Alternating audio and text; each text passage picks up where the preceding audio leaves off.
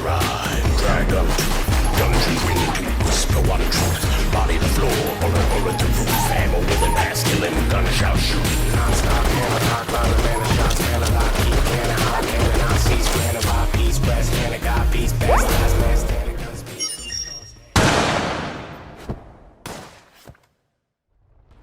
Enter the Gungeon is a 2D action roguelite bullet hell by Dodgeroll Games. I have a lot to say about this game, because I think it is a masterpiece. Enter the Gungeon is a gold standard in the roguelite genre of games.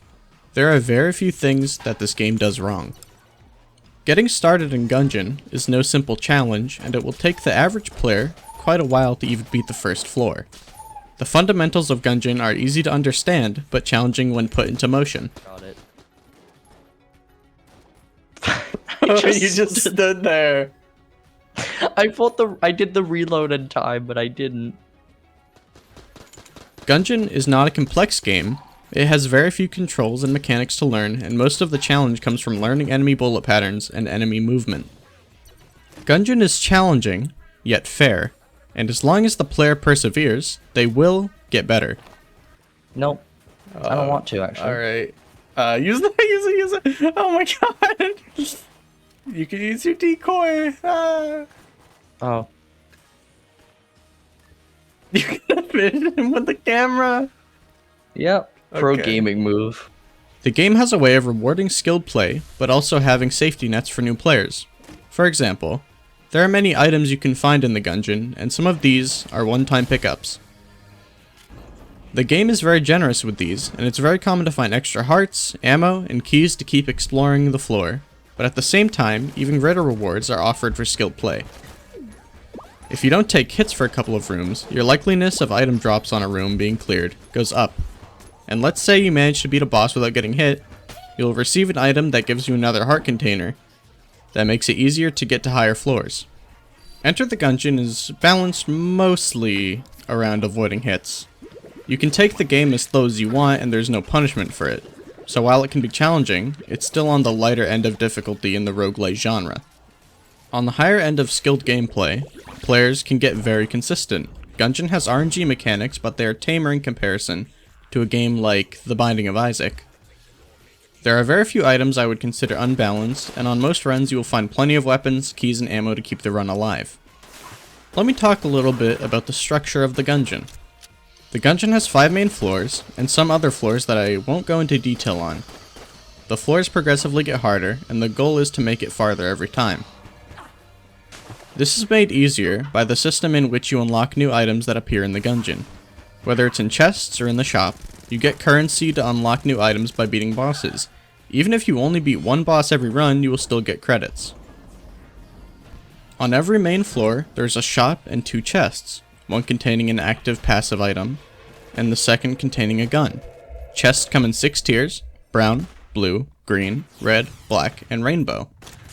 Some of those chests are very common, while the highest tier you might only see a few times in your entire playtime of Enter the Gungeon.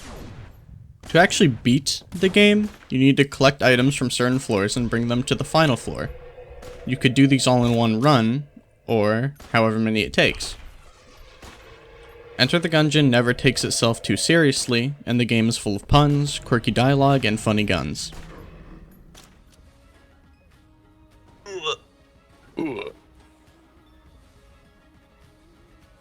Waboom. Why do you hold it for so long? Because it's funny. And the way he hit the wall. God. The Gungeon has a lot of content, most of it being very accessible to all types of players and at all types of skill level. There are 243 different guns and 271 items. Some items and guns are unlocked by challenges and conditions that are fulfilled in gameplay, but most can be unlocked in the shop in the before run area called the Breach. This weapon is so much fucking Based. I love this weapon.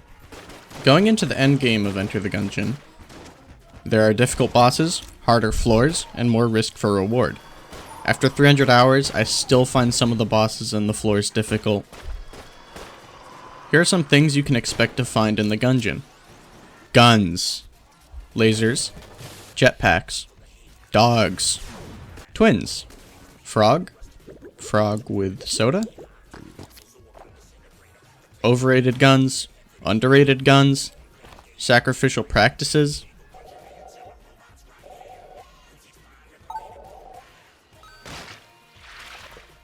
Overpowered items. Sick no-scopes. And more. The only thing I find myself wanting from Enter the Gungeon is more Enter the Gungeon. It has an addictive gameplay loop, a catchy soundtrack, fun enemies, and wonderful pixel art visuals with a distinct style. You also don't have to commit to an hour-long experience all at once. After every floor, you can save and come back later if needed. Enter the Gungeon is easily in my top 3 games, and it is even a solid contender for first place. If you are still here, well then maybe consider subscribing or, commenting. Tell me what I'm doing wrong or doing right. But yeah, mainly just thank you for watching.